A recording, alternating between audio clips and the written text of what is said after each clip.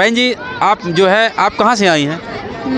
मैं उड़ीसा से आई हूँ। उड़ीसा से आई हैं, तो आप अपना नाम बता सकती हैं हमारे दर्शकों को? हाँ सर, बता। बताइए।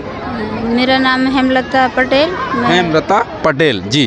तो आप हमें हमारे दर्शकों को ये बताइए कि आपने संत रामपाल जी महाराज जी से कब नाम दीक्षा ली? हम संत रामपाल जी महाराज जी से मैं 2020 2 फरवरी को नाम दीक्षा ली। थोड़ा सा जोर से बोलिए ताकि हमारे दर्शक सुन सकें। थोड़ा एक बार फिर बोलिए।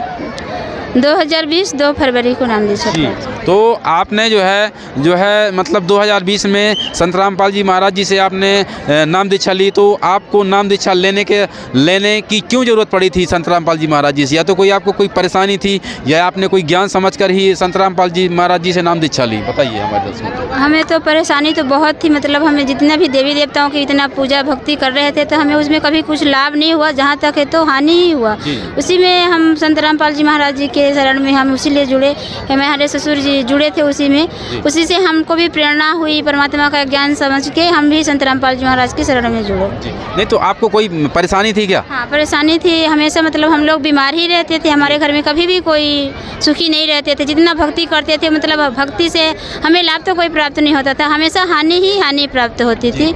इसलिए हम संत रामपाल जी महाराज जी से शरण में आए। तो जब से आपने संत रामपाल जी महाराज जी से नाम दीक्षा ली, उसके बाद क्या आपकी जो है वो दिक्कतें ख़त्म हुई? जी, हम लोग की सभी दिक्कतें परेशानियां सभी खत्म हो गई संत रामपाल जी महाराज की शरण में जाने से। हमें हमेशा बीमारी, मतलब हम कोई दिन भी ठीक नहीं रहते थे, कभी ना कभी, मतलब ऐसे कोई दिन नहीं रहता था कि हम लोग आज डॉक्टर के पास नहीं गए हैं, दवाई नहीं खाए हैं। हम लोग हमेशा डॉक्टर के पास जाते थे, यहाँ वहाँ तांत्रिकों के पास भी जाते थे, दिखाते थे। कभी भी हमसे कुछ लाभ प्राप्त नहीं हुआ। जहाँ मंदिरों में बहुत पूजा पाठ करते थे, कहीं हमको लाभ नहीं हुआ। इसलिए संत रामपाल जी महाराज के शरण में जब से हम लोग आए हैं तो बहुत सारे लाभ हुआ है परमात्मा की दया से। जितने भी लाभ हम बताएंगे तो भी बहुत कम ही है।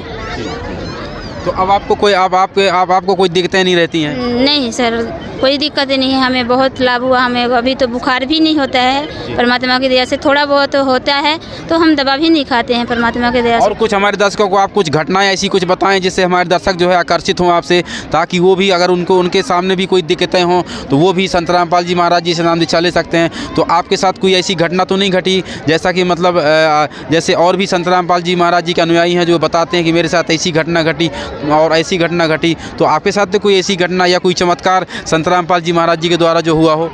ऐसी घटना तो नहीं घटी है परमात्मा के शरण में जब से हम लोग आए हैं संत रामपाल जी महाराज के।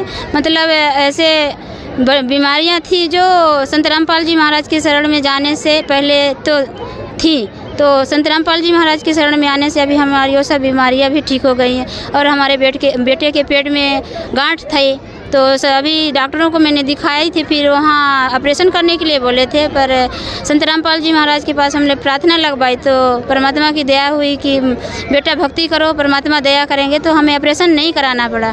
उससे बहुत सारा लाभ हुआ परमात्मा के शरण में। चलिए, बहुत अच्छा आपने हमारे चैनल को समय दिया।